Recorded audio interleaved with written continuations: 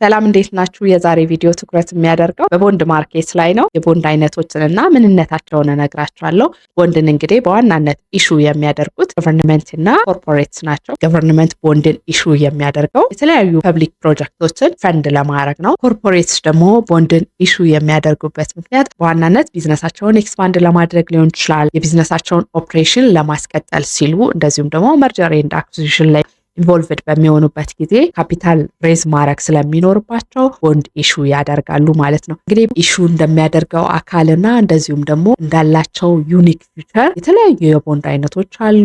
በተለያየ ክራይቴሪያ ቦንድ ካታጎራይዝ ይደረጋል። የመጀመሪያው ክራይቴሪያ ኢሹ በሚያደርገው አካልና በሚያቀርቡት የሴኩሪቲ ፊቸር የቦንድ አይነቶች አንደኛ ገቨርንመንት ቦንድስ፣ ሱፕራናሽናል ቦንድ፣ ሙኒሲፓል ቦንድስ፣ ኤጀንሲ ቦንድስ፣ ኮርፖሬት ቦንድስ፣ ሴኩርድ ኤንድ አንሴኩርድ ቦንድስ፣ ሲኒየር ኤንድ ሰቦርዲኔት ቦንድስ፣ ዋር ቦንድስ ኤንድ ክላይሜት ቦንድስ የሚባሉ እነዚህ ኢሹ በሚያደርገው አካልና እንደዚሁም ደግሞ ኢሹ የሚያደርገው አካል በሚያቀርበው የሴኩሪቲ አይነቶች የሚከፈሉ የቦንድ አይነቶች ናቸው ማለት ነው። እንግዲህ የመጀመሪያውን ስንመለከት ገቨርንመንት ቦንድ ነው። ገቨርንመንት ቦንድ ኮመንሊ ትሬዠሪ ቦንድ ይባላል። ኢሹ የሚያደርገው ደግሞ የናሽናል ገቨርንመንት ነው። ይህ ቦንድ ሪስክ ፍሪ የሚባል የቦንድ አይነት ነው። እንግዲህ ሪስክ ፍሪ ነው የሚባለው ዲፎልት ሪስኩ እጅግ በጣም አነስተኛ በመሆኑ ምክንያት ነው። ይህ የተባለበት ምክንያት ገቨርንመንት ምንም ቢሆን ዲፎልት አያደርግም ተብሎ ኤክስፔክት ይደረጋል። የሚከፍለው ቢያጣ አንደኛ ታክስ ኮሌክት አድርጎ መክፈል ይችላል፣ ሁለተኛ ደግሞ ገንዘብ ፕሪንት አድርጎ መክፈል ይችላል ተብሎ ኤክስፔክት ስለሚደረግ ዲፎልት ሪስኩ አነስተኛ ነው ማለት ነው የገቨርንመንት ቦንድ። እንግዲህ በዚህ ምክንያት ሞስት ሴፈስት ቦንድ የሚባለው እና ኢንተረስት ሬቱም ዝቅተኛ የሆነ ነው ማለት ነው። ምክንያቱም በማንኛውም የኢንቨስትመንት አይነት ሪስክ ኤንድ ሪተርን ፖዘቲቭ ሪሌሽንሽፕ ነው ያላቸው። ሪስኩ ከፍተኛ ሲሆን ሪተርኑም ከፍተኛ ይሆናል፣ የሚጨምር ይሆናል ማለት ነው። ስለዚህ የኢንቨስትመንት ሪስኩ አነስተኛ በሚሆንበት ጊዜ የምታገኙት የሪተርን መጠንም አነስተኛ ይሆናል ማለት ነው። ስለዚህ ቦንድ ላይ ኢንቨስት አድርጋችሁ የምታገኙት ሪተርን ደግሞ ኢን ዘ ፎርም ኦፍ ኢንተረስት ነው ማለት ነው። ነገር ግን የገቨርንመንት ቦንድ ኢንቨስትመንት ኢንፍሌሽን አያጠቃውም ማለት አይደለም። ስለዚህ ኢንፍሌሽን ሪስክ ግን አለበት ማለት ነው። ሁለተኛው የቦንድ አይነት ደግሞ ሱፕራናሽናል ቦንድ የሚባለው ነው። ይህንን የቦንድ አይነት ኢሹ የሚያደርጉት ዓለም አቀፍ ተቋማት በተለይም ወርልድ ባንክ እንደዚሁም IMF ኢሹ የሚያደርጉት የቦንድ አይነት ነው። እነዚህም ጥሩ ክሬዲት ሬቲንግ ያላቸውና ሞስት ሴፈስት የሚባሉ የቦንድ አይነት ናቸው።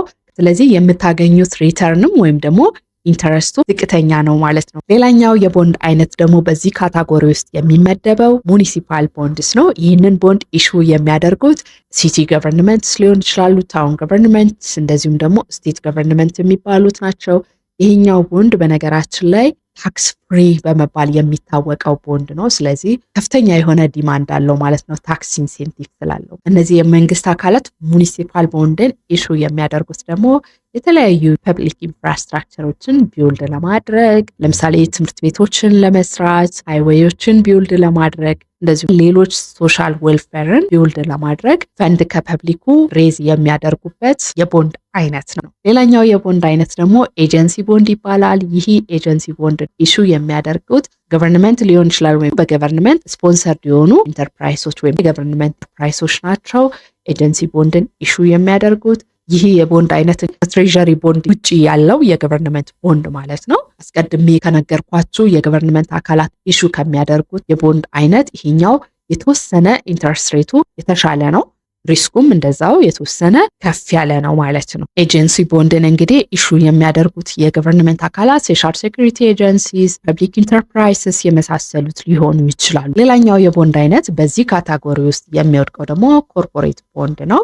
ኮርፖሬት ቦንድስ እንግዲህ ኢሹ የሚያደርጉት ቢዝነሶች ናቸው። ቢዝነሳቸውን ኤክስፓንድ ለማድረግ መርጀር ኤንድ አኩዚሽን ላይ ኢንቮልቭ ካደረጉ ደግሞ ያንን ካፒታላቸውን ሬዝ ለማድረግ ሲሉ ኢሹ የሚያደርጉት የቦንድ አይነት ነው ማለት ነው። ይሄኛው የቦንድ አይነት ከፍተኛ ሪስክ አለበት የሚባለው የቦንድ አይነት ነው።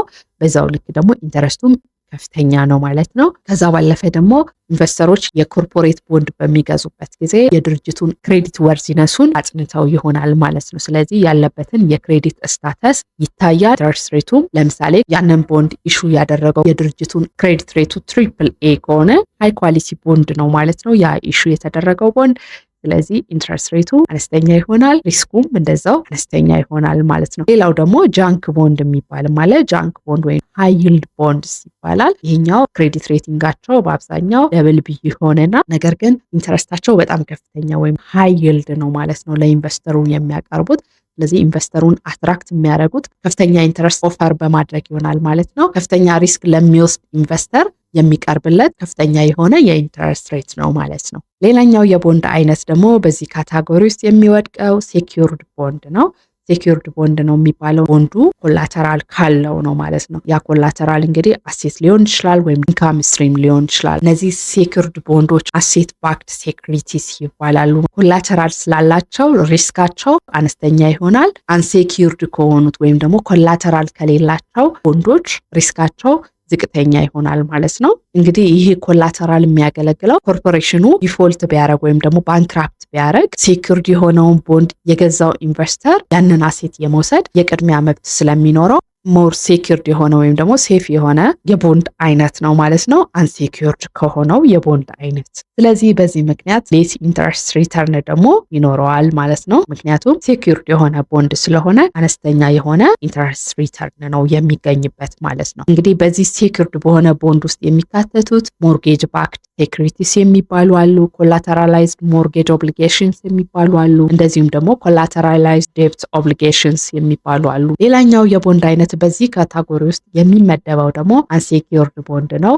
ለዚህ የቦንድ አይነት ምንም አይነት ኮላተራል የለም። ይህንን የቦንድ አይነት የሚገዙ ኢንቨስተርስ ወይም ደግሞ ገንዘባቸውን እዚህ ኢንቨስትመንት ላይ የሚያውሉ ኢንቨስተርስ የኮርፖሬሽኑን ክሬዲት ወርዚነስ በማየት ሊሆን ይችላል፣ ወይም ደግሞ ሪፑቴሽኑን፣ ያለውን ስም፣ ኦፕሬሽኑን፣ ስለ ስራው፣ ስለ ኮርፖሬሽኑ አጠቃላይ ፋይናንሻል ስቴትመንታቸውን በማየት ሊሆን ይችላል። ከተለያየ ሪሌብል ከሆኑት ኒውስ ኤጀንሲስ ላይ የተለያዩ ኢንፎርሜሽኖችን ጋዘር በማድረግ ኮላተራል ሳይዙ ኢንቨስት የሚያደርጉ ኢንቨስተሮች ናቸው አንሴኪዩርድ ቦንድን የሚገዙ። ለነዚህ ኢንቨስተሮች ደግሞ ምንም አይነት ኮላተራል ስለሌላቸው ለወሰዱት ሃየር ሪስክ ኮምፐንሴት የሚያደርጋቸው ሃየር ኢንተረስት ሬቱ ነው ማለት ነው። ስለዚህ ይሄ አንሴኪዩርድ ቦንድ ሴኪዩርድ ከሆነው ቦንድ የተሻለ ኢንተረስት ሬት ይኖረዋል ማለት ነው። ከዛ በተጨማሪ ደግሞ በዚህ አንሴኪዩርድ ቦንድ ላይ ኢንቨስት የሚያደርጉ ኢንቨስተሮች ሰከንዳሪ ማርኬት ላይ ቦንዳቸውን መልሰው ሊሸጡ ይችላሉ። አንዱና ዋነኛው ጥቅም የሰከንዳሪ ማርኬት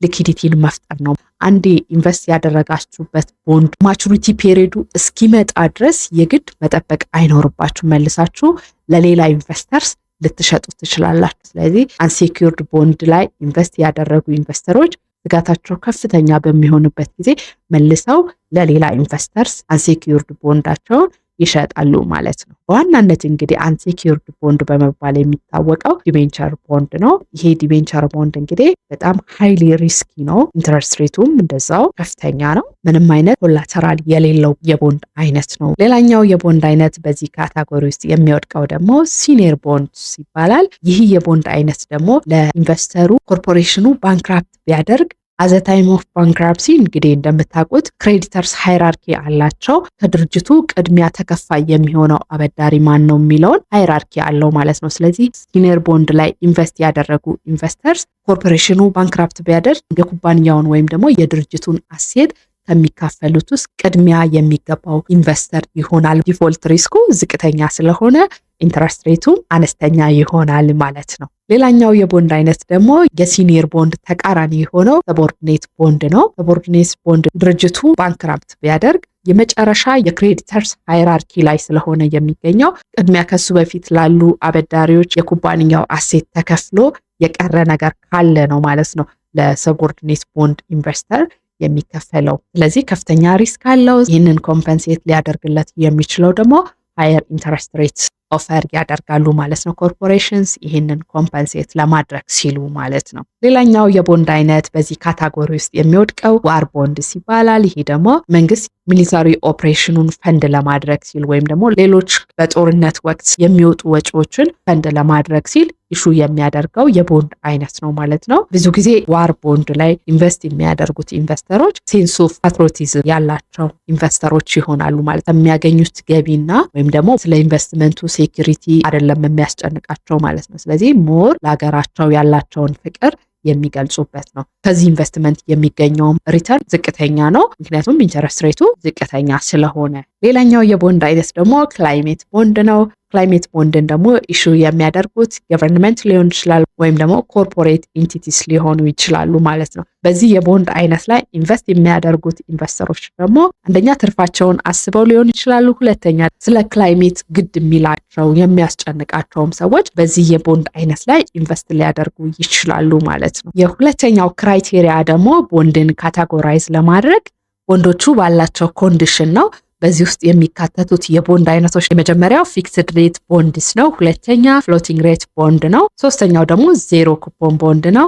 አራተኛ ኢንፍሌሽን ኢንዴክስ ቦንድ ነው። እነዚህ ቦንዶች ምን እንደሆኑ ምንነታቸውን በዝርዝር እንመለከታለን። የመጀመሪያው ፊክስድ ሬት ቦንድ ነው በዚህ ካታጎሪ ውስጥ የሚካተተው። ይህ የቦንድ አይነት እንግዲህ ኩፖን ሬቱ ወይም ደግሞ ኢንተረስት ሬቱ ቦንዱ ማቹር እስከሚያደርግበት ጊዜ ድረስ ኮንስታንት የሆነ ወይም ደግሞ አንድ አይነት ፊክስድ የሆነ ኢንተረስት ሬት ያለው የቦንድ አይነት ነው ፊክስድ ሬት ኢንተረስት ቦንድ የሚባለው ማለት ነው። የቦንድ ኢንተረስት ሬት በነገራችን ላይ ኩፖን ሬት ነው የሚባለው። ኢንተረስት ፔመንቱ ደግሞ ኩፖን ፔመንት ይባላል ማለት ነው። ስለዚህ ይህ ኢንተረስት ፔመንቱ ወይም ኩፖን ፔመንቱ እንደ ቦንዱ አይነት ኳርተርሊ ሊሆን ይችላል ኢንተረስቱ የሚከፈለው። በጣም ኮመን የሆነው ግን ሰሚ አኑዋሊ ወይም ደግሞ ኢንተረስት ፔመንቱ በአመት 2 ጊዜ የሚከፈለው አይነት ነው። ሁለተኛው በዚህ ካታጎሪ ውስጥ ፎል የሚያደርገው ደግሞ ፍሎቲንግ ሬት ቦንድ የሚባለው ነው። ይህኛው የቦንድ አይነት ኩፖን ሬቱ ወይም ደግሞ ኢንተረስት ሬቱ ቫሪያብል ነው ወይም ደግሞ ቦንድ ማቹሪቲ ታይሙ እስኪመጣ ድረስ ቋሚ የሆነ ኢንተረስት ሬት የሌለው የቦንድ አይነት ነው። ስለዚህ ኢንተረስት ሬቱ በየጊዜው ፔሪዮዲካሊ ካልኩሌት ይደረጋል። በተለይም ደግሞ በየወሩ ሊሆን ይችላል ወይም ደግሞ በየ3 ወሩ ሊሆን ይችላል ማለት ነው። ሌላኛው የቦንድ አይነት ደግሞ በዚህ ካታጎሪ ውስጥ የሚወድቀው ዚሮ ኩፖን ቦንድ ነው። ዚሮ ኩፖን የሚባለው እንግዲህ በቦንድ ሰርተፊኬቱ ላይ ኢንተረስት ሬት አይጻፍበትም። ይህ ማለት ምንም አይነት ኢንተረስት የለውም ማለት ሳይሆን ኢንቨስተሩ የሚጠቀመው ቦንዱን የሚገዛው በዲስካውንት ዋጋ ይሆናል ማለት ነው። ዲፕ ዲስካውንት ቦንድ ይባላል በነገራችን ላይ ይህ የቦንድ አይነት። ምክንያቱም ቦንዱን ኢሹ ያደረገው አካል ቦንዱን የሚሸጠው ከፌስ ቫሊዩ ወይም ደግሞ ከፓር ቫሊዩ ዝቅተኛ በሆነ ዋጋ ነው የሚሸጥለት ማለት ነው። ለምሳሌ የቦንዱ ቫሊዩ 100 ብር ቢሆን ቦንዱን በ85 ብር ለኢንቨስተሩ ይሸጥለታል ማለት ነው። ቦንዱ ማቹር በሚያደርግበት ጊዜ የቦንዱን ቫሊዩ ሙሉ ይከፍለዋል። ይህ ማለት በእኛ ምሳሌ 100 ብር ማለት ነው። ይህ ኢንቨስተር ከዚህ የቦንድ ኢንቨስትመንት ያገኘው ትርፍ 15 ብር ነው። ሌላኛው የቦንድ አይነት ደግሞ በዚህ ካታጎሪ ውስጥ የሚወድቀው ኢንፍሌሽን ኢንዴክስድ ቦንድስ ወይም ደግሞ ሊንከርስ የሚባለው ነው። ይህኛው የቦንድ አይነት ደግሞ ፕሪንሲፓል አማውንቱ እና ኢንትረስት ሬቱ ኢንፍሌሽን ሬቱ ከፍ ዝቅ ባለበት ቁጥር ኢንፍሌሽኑ ጋር አጀስት የሚደረግለት የቦንድ አይነት ነው ማለት ነው። ኢንፍሌሽን ኢንዴክስ ቦንድስ የሚባለው። ሶስተኛው ክራይቴሪያ ቦንድን ካታጎራይዝ የምናደርግበት ደግሞ ተርምስ ኦፍ ዘ ቦንድ ይባላል። ይህኛው እንግዲህ ቦንዱ ማቹር የሚያደርግበትን ጊዜ ኮንሲደር ያደረገን ወይም ሌንግዝ ኦፍ ዘ ቦንድ ማቹር የሚያደርግበትን ጊዜ ኮንሲደር ተደርጎ ካታጎራይዝ የተደረገ የቦንድ አይነት ነው። በዚህ ካታጎሪ ውስጥ ፎል የሚያደርጉት የቦንድ አይነቶች ደግሞ ተርም ቦንድስ፣ ሲሪያል ቦንድስ፣ ፐርፔቹዋል ቦንድስ ኤንድ ማሳላ ቦንድስ ይባላሉ። የእነዚህን የቦንድ አይነቶች ደግሞ ፊውቸራቸው ምን እንደሆነ በዝርዝር እንመለከታቸዋለን። ተርም ቦንድስ የሚባሉ እንግዲህ ኢሹ የተደረጉት ቦንዶች ሁሉም በተመሳሳይ ቀን ማቹር የሚያደርጉ ቦንዶች ናቸው። ማቹር በሚያደርጉበት ጊዜ ፕሪንሲፓሉ ሙሉ የሚከፈል ይሆናል ማለት ነው። ሁለተኛው የቦንድ አይነት ደግሞ በዚህ ካታጎሪ ውስጥ የሚወድቀው ሲሪያል ቦንድ ነው። ይህኛው የቦንድ አይነት የተለያየ ማቹሪቲ ዴት ሲኖረው ነው ወይም ደግሞ ፕሪንሲፓል አማውንቱን በኢንስቶልመንት ኢሹወሩ የሚመልስ በሚሆንበት ጊዜ ማለት ነው። ለምሳሌ የ5 ዓመት ሲሪያል ቦንድ ኢሹ ቢያደርግላችሁ ኮርፖሬሽኑ የቦንዱ መጠን 100 ሺህ ብር ቢሆን ይህን 100 ሺህ ብር ለ5 ዓመት ጊዜ ውስጥ ይከፋፍለዋል ማለት ነው። ስለዚህ 20 ሺህ እያደረገ ሊመልስላችሁ ይችላል ማለት ነው። ይህ ሲሪያል ቦንድ ይባላል። ሌላኛው የቦንድ አይነት በዚህ ካታጎሪ ውስጥ የሚወድቀው ፐርፔቹዋል ቦንድ የሚባለው ነው። ይህኛው የቦንድ አይነት ደግሞ ማቹሪቲ ዴት የለውም። ነገር ግን በጣም ኮመን የሆነው በዚህ የቦንድ አይነት ላይ ኮለብል ፊውቸር ሊያስገባበት ይችላል። ኢሹወሩ ኮለብል ፊውቸር አለው ማለት ለኢሹወሩ መብት ነው የሚሰጠው ማለት ነው። ያንን ቦንድ መልሶ ከኢንቨስተሩ ላይ እንዲወስደው ፊውቸር ነው ማለት ነው። ስለዚህ የፐርፔቹዋል ቦንድ በብዛት ኮለብል ፊውቸር ይኖራቸዋል። ይህ ኮለብል ፊውቸሩ ግን አመት ስፔሲፊካሊ ይገለጻል። ከመቼ ጀምሮ ኢሹ ያደረገውን ቦንድ ኮሌክት ማድረግ እንደሚችል በቦንድ ኮንትራቱ ላይ ወይም በኢንዴንቸሩ ላይ የሚገለጽ ይሆናል ማለት ነው። ኮመንሊ ከ10 ዓመት በኋላ ሊሆን ይችላል፣ ከ20 ዓመት በኋላ ሊሆን ይችላል የመጥራት መብቱ ማለት ነው። አይ በቃ ኢንቨስተሩን ጠርቶት ብርህን ውሰድ ቦንድ ይመለስልኝ ማለት የሚችልበትን መብት የሚሰጥበት ማለት ነው። በዚህ በፐርፔቹዋል ቦንድ እንግዲህ እንደነገርኳችሁ ማቹሪቲ ዴት ስለሌለው ኢንተረስቱ ፔሪዲካሊ እንደ ኮንትራቱ ይከፈላል ፎር ኢንዲፊኒት ፔሪድ ማለት ነው። ነገር ግን ፕሪንሲፓሉ የማይመለስ ማለት ነው። ፕሪንሲፓሉ የሚመለሰው መቼ ነው? ኮለብል ፊውቸር ካለው ወይም ደግሞ ኮለብል ኮንዲሽን ካለው ኮንትራቱ ያኔ ኢሹወሩ ከተጠቀሰበት አመት በኋላ ከ10 ዓመት 20 ዓመት በኋላ ሊሆን ይችላል።